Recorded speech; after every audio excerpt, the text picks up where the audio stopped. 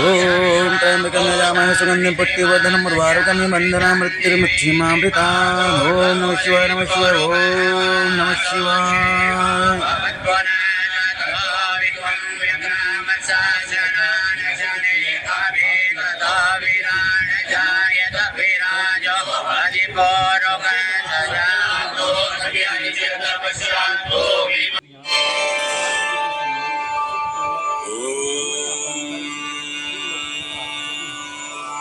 बोले उमापति भगवान शिव शंकर भगवान की जय। ओम नमः शिवाय नमः शिवाय। धर्माणि प्रथमान्यासन् देहनाकं महिमानः सचन्त यत्र पूर्वे साध्याः सन्ति देवाः। ॐ राजाधिराजाय प्रसह्यसाहिने नमो वयं वै श्रवणाय कूर्महे। समेत कामान् कामकामाय मह्यं कामेश्वरो वै श्रवणो ददातु। कुबेराज वै श्रवणाय महाराजाय नमः। ॐ स्वस्ति साम्राज्यं भोज्यं स्वराज्यं वैराज्यं पारमेष्ठ्यं राज्यं महाराज्यमाधिपत्यमयं समन्तपर्यायी स्यात् सार्वभौमत् सार्वायुष आन्तादापरार्धात् पृथिव्यै समुद्रपर्यन्ताया एकराळिति तदप्येष श्लोको भिगितो मरुतः परिवेष्टारो मरुतस्य वसङ्गृहे आवीक्षतस्य कामप्रे विश्वे देवा सभासदैति। ॐ एकदन्ताय विद्महे वक्रतुण्डाय धीमहि तन्नो दन्तिः प्रचोदयात्।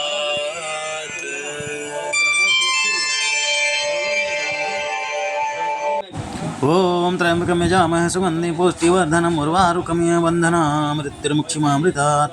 ओम नमः शिवाय नमः शिवाय ओम। तो इस प्रकार कथा शुरुआत की जाती है कि एक बार भगवान शिव ने पार्वती जी को उनके पूर्व जन्म का स्मरण कराने के उद्देश्य से इस व्रत के महात्म्य की कथा कही थी। श्री भोले शंकर बोले, हे गौरी पर्वतराज, हिमालय परिस्थित गंगा के तट पर तुमने अपनी बाल्यावस्था में 12 वर्षों तक अधोमुखी होकर घोर तप किया था। इतनी अवधि तुमने अन्न न खाकर पेड़ों के सूखे पत्ते चबाकर व्यतीत किए। माघ की विकराल शीतलता में तुमने निरंतर जल में प्रवेश करके तप किया। वैशाख की जला देने वाली गर्मी में तुमने पंचाग्नि से शरीर को तपाया। श्रावण की मूसलाधार वर्षा में खुले आसमान के नीचे बिना अन्न जल ग्रहण किए समय व्यतीत किया। ओम त्र्यंबकं यजामहे सुगंधिं। सुनते रहिए कथा। तुम्हारे पिता तुम्हारी कष्ट साध्य तपस्या को देखकर बड़े दुखी होते थे। उन्हें बड़ा क्लेश होता था।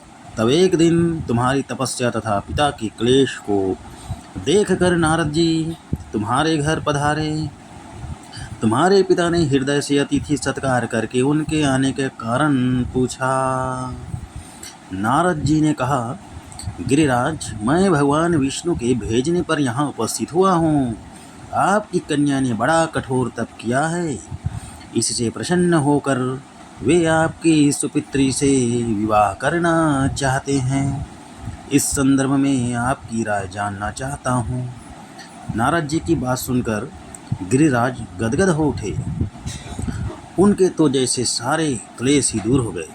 प्रसन्नचित होकर वे बोले, श्रीमान, यदि स्वयं विष्णु मेरी कन्या का वरण करना चाहते हैं तो भला मुझे यह क्या आपत्ति हो सकती है। वे तो साक्षात ब्रह्मा हैं। हे महर्षि, यह तो हर पिता की इच्छा होती कि उसकी पुत्री सुख संपदा से युक्त पति के घर की लक्ष्मी बने। पिता की सार्थकता इसी में है कि पति के घर जाकर उसकी पुत्री पिता के घर से अधिक सुखी रहे। तुम्हारे पिता की स्वीकृति पाकर नारद जी विष्णु के पास गए और उनसे तुम्हारे ब्याह के निश्चित होने का समाचार सुनाया। मगर इस विवाह संबंध की बात जब तुम्हारे कान में पड़ी तो तुम्हारे दुख का ठिकाना ना रहा। ओम नमः शिवाय, नमः शिवाय। तुम्हारी एक सखी ने तुम्हारी इस मानसिकता दशा को समझ लिया और उसने तुमसे उस विक्षिप्तता का कारण जानना चाहा। तब तुमने बताया, मैंने सच्चे हृदय से भगवान शिव शंकर का वरण किया है, किंतु मेरे पिता ने मेरा विवाह विष्णु जी से निश्चित कर दिया। बोले शंकर भगवान की जय।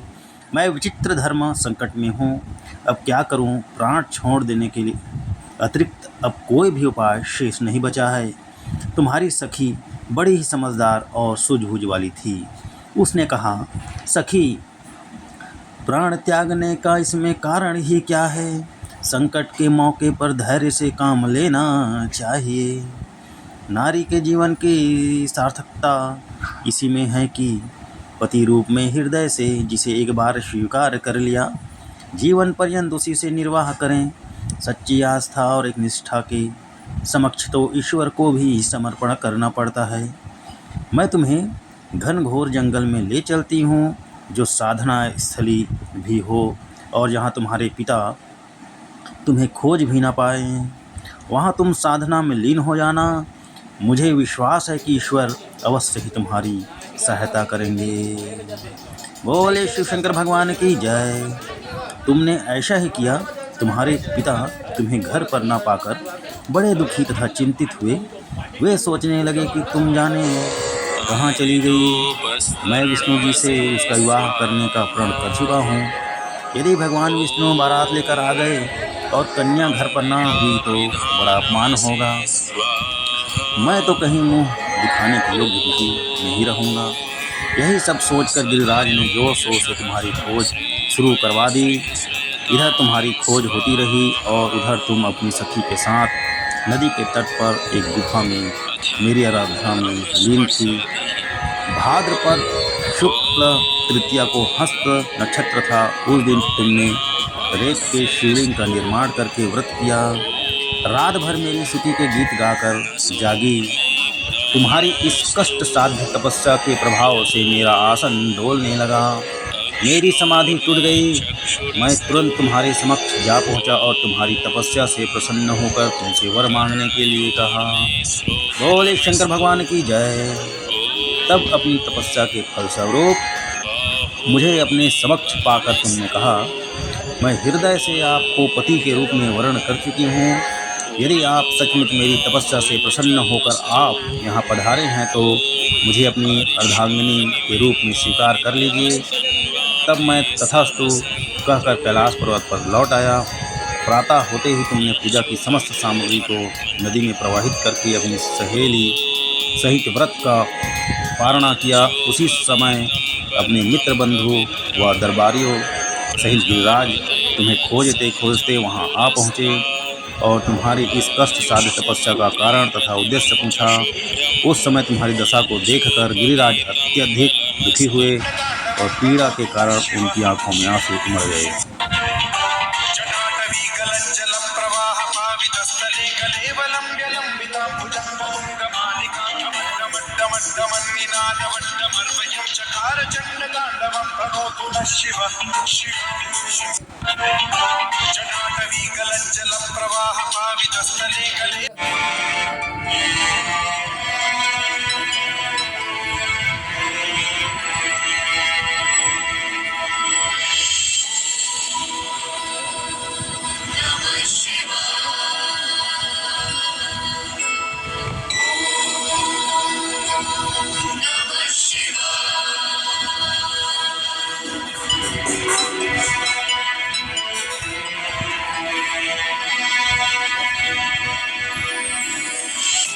ओम त्र्यंबकं यजामहे सुगन्धिं पुष्टिवर्धनं उर्वारुकमिव बन्धनान् मृत्युर्मुक्षीमामृतात्। ओम हरि हरि हरि हरि ओम नमः शिवाय नमः शिवाय। ओम त्र्यंबकं यजामहे सुगन्धिं पुष्टिवर्धनं उर्वारुकमिव मृत्युर्मुक्षीमामृतात्। ओम पशुपतये नमो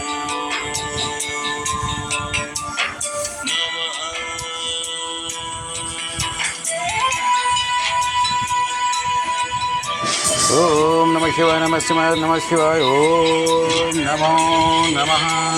ओम नमः शिवाय नमः शिवाय नमः शिवाय नमः शिवाय नमः शिवाय नमः शिवाय।